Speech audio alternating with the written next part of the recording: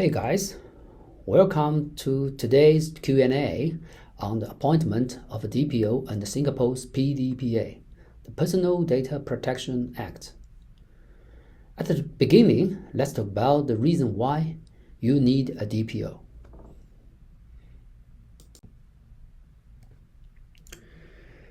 Number one, navigating the complex regulations. Data protection laws are constantly changing, and it can feel like a lot to keep up with. If your company doesn't stay updated, you could be looking at some hefty penalties. Number two, managing risks.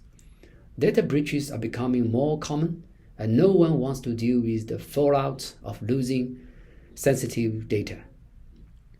A DPO acts like a shield, helping to safeguard your company and minimize these risks.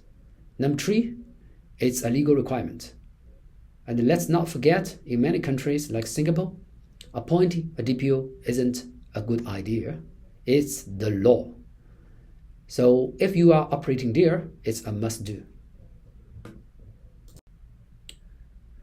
Now that we have covered why a DPO is needed, let's dive into some common questions you may have. Question number one. Is it mandatory to register DPO in Singapore? Yes, it is.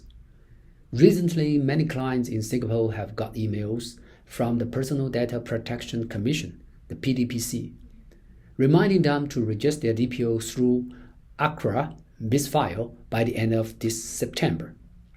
Every organization in Singapore is required to appoint a DPO and make their contact details public. This is the notice issued by PDPC.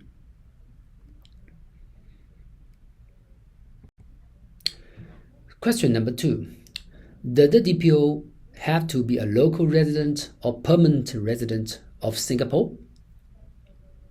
Not necessarily. The PDPA doesn't require the DPO to be a Singaporean resident or PR. However, it is strongly recommended if your DPO is easily available to handle any data protection issues in Singapore.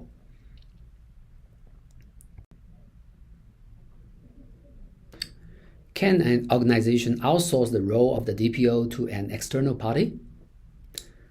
Absolutely.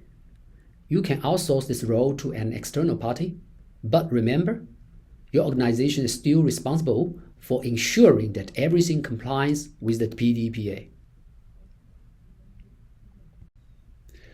Question number four. What are the qualifications does a DPO need? There are no specific qualifications required under the PDPA. However, it is recommended that your DPO has a good understanding of the data protection laws, industrial experiences, and the ability to manage compliance programs effectively. Question number five. What are the legal duties of a DPO under PDPA?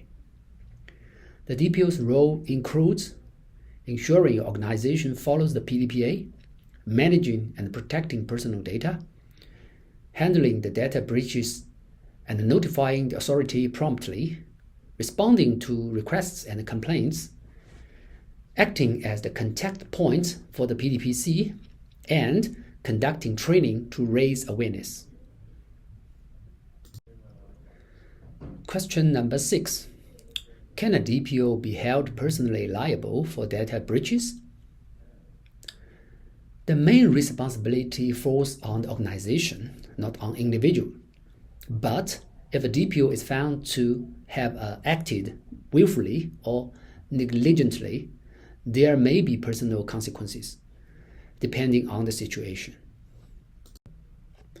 Question number seven. What happens if we breach the PDPA in Singapore? The PDPC can impose fines up to 1 million Singapore dollars or 10% of your company's annual turnover in Singapore per breach. Individuals may also face fines up to 5,000 Singapore dollars or imprisonment for up to 2 years if they misuse personal data for personal gain or re-identify anonymized information.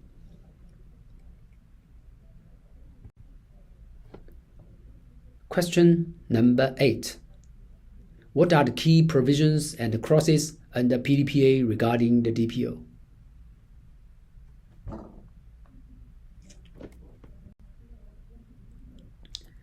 Here are the main takeaways on the slide. Okay, remember, appointed DPO is mandatory. Okay, but don't think of it as just checking a box. It's an essential part of a smart data protection strategy for your company.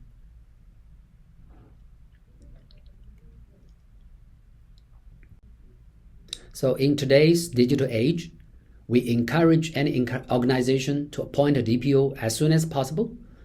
The deadline for appointment in Singapore is approaching fast, September 30th.